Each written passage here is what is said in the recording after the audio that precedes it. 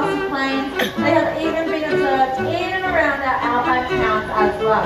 Now, whilst we only have 3 girls gracing us here with their presence this morning, this is the most abundant species of raptor that you can not only find here in Australia, but in the entire world. They will flock of hundreds, if not thousands of birds in and around things such as cane cutting season and bushfires as well. I don't know if that was hard, right? Or her cat. Too slow, Cookie, too slow. Now we might just preface quickly. Sometimes we don't throw the best and sometimes the girls don't decide they want to catch. So if you are looking up and admiring our birds, make sure you keep your mouth shut. You do not want to accidentally catch what we're throwing up for our birds here today. And leading on from why we're throwing food in the air in the first place, we are trying to demonstrate a pretty awesome feeding technique that these birds show off in the wild. It's actually completely unique to this species. We call a collective group of kites the firehawks, and that's because this species will intentionally seek out a bushfire and help spread it around. Picking up burning sticks and twigs in their beaks and talons, they'll take them to new locations and drop them around to create miniature bushfires. Now the reason they do this is for them to catch an easy meal. They're just going to prey upon or hunt or insects, escaping a blaze that they themselves have helped spread. Now they are showing off their amazing tail shape here today and showing exactly how they use it by twisting and turning themselves through the sky here. And that tail shape is actually the best way to tell that you've got a black kite above your head when you're looking from the ground below. It earns them the nickname fork-tailed kite because of that 2-pronged fork-shaped tail. But it is the only bird species, raptor species, that has this shape. That's very catch. And it is, the best way to tell that you've got a black kite above your head. Well, we're going to try a few more times to get a shot up for you guys to really witness this feeding technique, but I feel like they have done an incredible job of kickstarting our show here today. Ladies and gentlemen, our kites. And of course, Tegan. Kickstarting the show with birds as well. Ladies and gentlemen, his name is Marlon. He's an Australian pelican. Look at him, isn't he great? Alright, buddy. Show what you can do. Our beautiful Australian pelicans like Marlon can be seen skipping into the dunes, bays and estuaries, but also roosting on sandbanks, rock platforms and coral reefs as well. When we look at a pelican, the most characteristic feature, the elongated bill and our massive throat pouch. Plunging it down in the water, they catch their prey, pushing out all that unnecessary water from their bill. They will then maneuver their prey items into a swallowing position, which is head first, just in case there are any spines on it.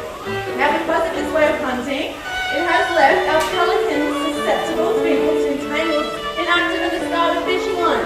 Ladies and gentlemen, it only takes one positive action to prevent hurting our wildlife like Marlon, and that can just be picking up our rubbish.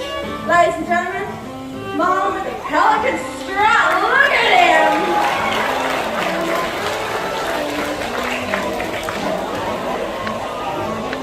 He is the biggest character, sassiest pelican I've ever had the pleasure of meeting. Little birds that you see right out to sea diving for their food. They can get up to 10 metres above the surface of the water and dive up to 1 metre below, catching those favourite crucifix. Now, they are a strictly coastal species, but in the breeding season they can get pretty far out to sea, up to 10 kilometres offshore, where they're looking for those favourite fish there, such as anchovies and sardines as well. Now, there's more monsters coming around the crowd. We've got to make sure we keep our hands down because he really doesn't like being popped out of the sky. He likes to show off how incredible he is of his fishing ability, getting nice and high and getting that fish nice and deep in that water as well. Now, like I said, they are highly adaptable species. Okay. Monster's telling me that he doesn't want to get blown inland to the desert of Australia, and this mist is giving him storm vibes, so he wants to get out of here. All I'm going to cover you with a hat. Is that okay? Alright, we can do that. Here we go. Ladies and gentlemen, Monster, the crested town. That rain is on the way. However, this is not the only indication that we need to look for. All you really need to look for is your natural world rain weather report. You see, it's actually believed that the increase in black cockatoos that can be seen or heard in an area is actually a sign that rain is on the way. And our First Nations Australians, they actually believe that each individual that can be seen or heard in a flock is equivalent to a day's worth of rain. Now, given their large size and their raucous call, these birds are extremely easy to spot as they fly across our Australian skies. Identifying individuals, however, does take that little bit more attention by two beautiful individuals here on stage today and two species of black cockatoo. Sitting here on the bridge with me is the lovely Phoenix, and Phoenix is a red-tailed black cockatoo. Now, I'm sure you all know where she gets that name from. She has those vibrant red tail feathers that actually have yellow barring along them, just like she's showing off for you here today. Now, if you take a close look at her, you can also see that her face has quite a lot of spots on it that go all the way down her back and chest. Now, these indicate to us that she's actually a female red-tailed black cockatoo, as your males have a completely black body and they have a fully red tail without any barring whatsoever. So, nice and easy to tell the difference between them.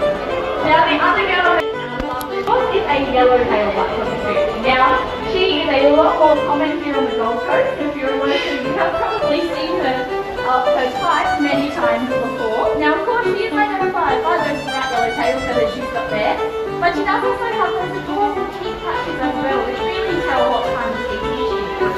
Now, our black cockatoos are actually extremely important to our environment here in Australia. You see, they actually disperse seed, and that helps them to grow and create new trees for our beautiful native animals. Now, unfortunately for our species of black cockatoo,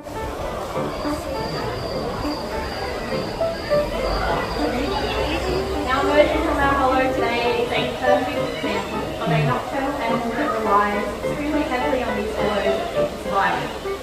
This beautiful bird here is Gorilla, and Gorilla is a masked owl. Now, the masked owl is actually one of the largest owls in the entire family.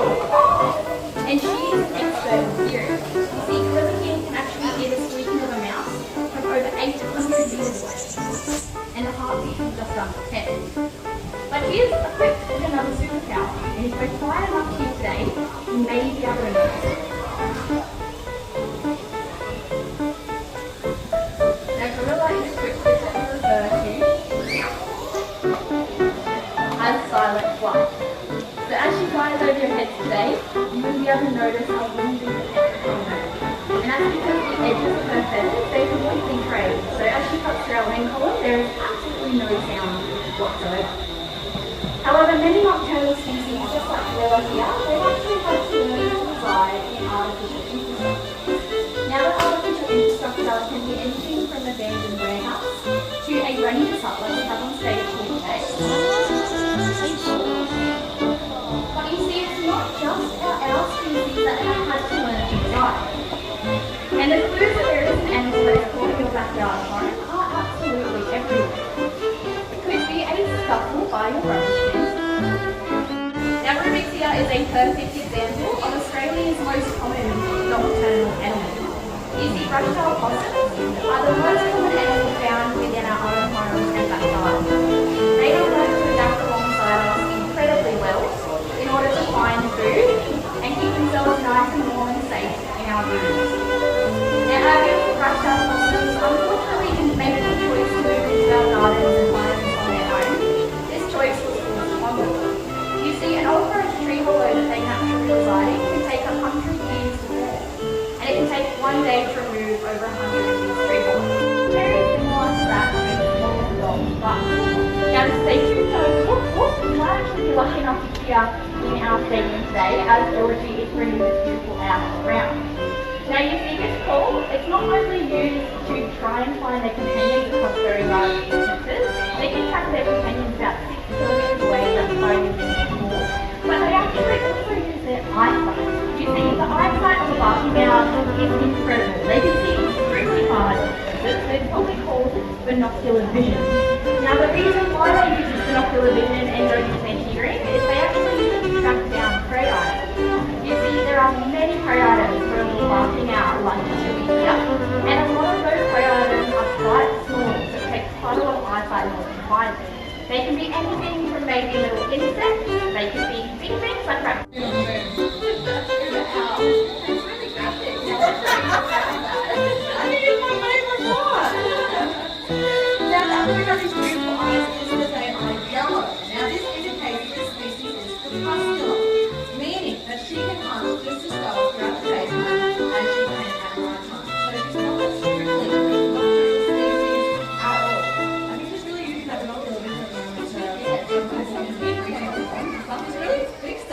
Something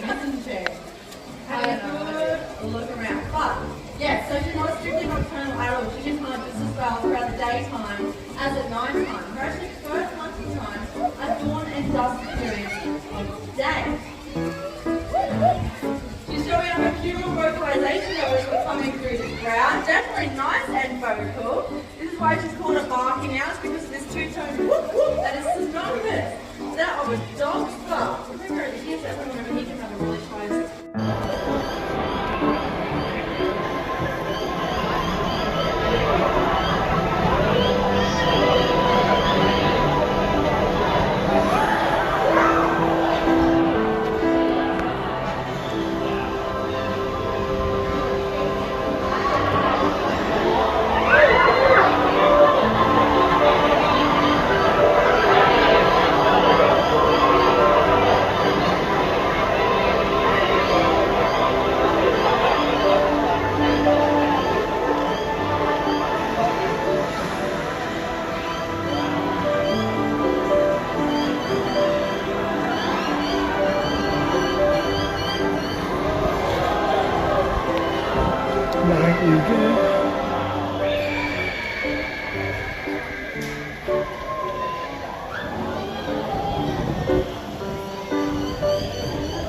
Ladies and gentlemen, flying over your heads here today, we have our stunning wedge-tailed eagle, and her name is Mercedes.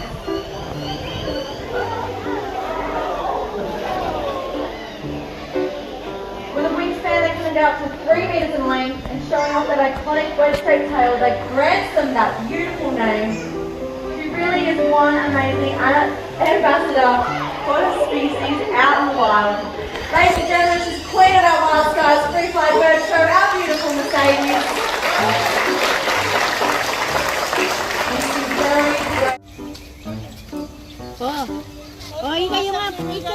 Those for us. Those are going to be available at the exit if you did want to grab any of those, but of course, that's only if you want to. You're welcome to take your own photos as well, just as long as you're standing off of the stage for me.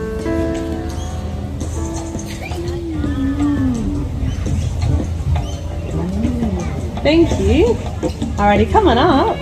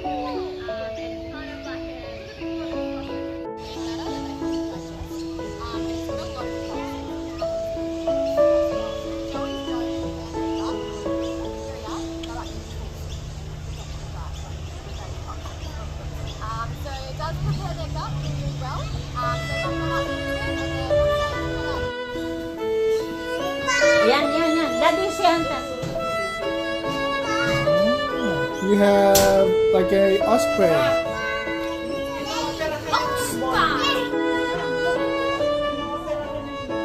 How about you, Lily? What's your wingspan?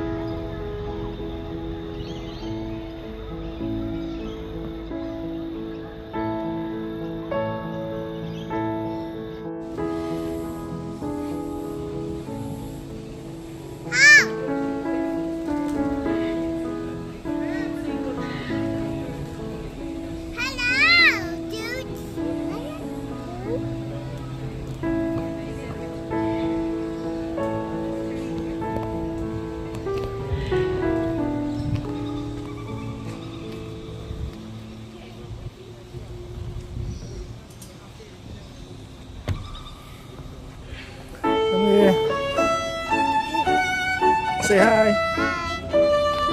Say hi. Hi.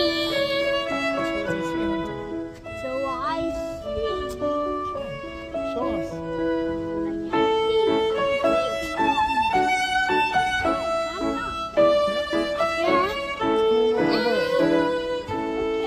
Tell me more about it. And where I'm from, navigation to South and Southwest America. Yeah?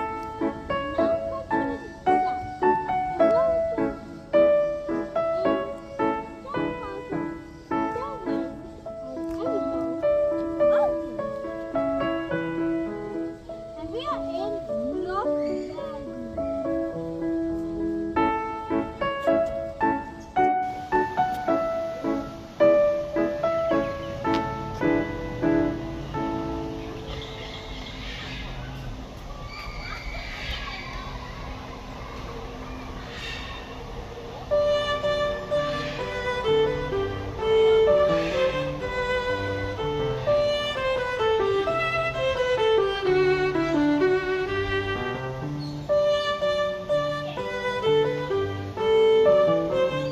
Next one, son. My next doors. Watch it. You like that, son?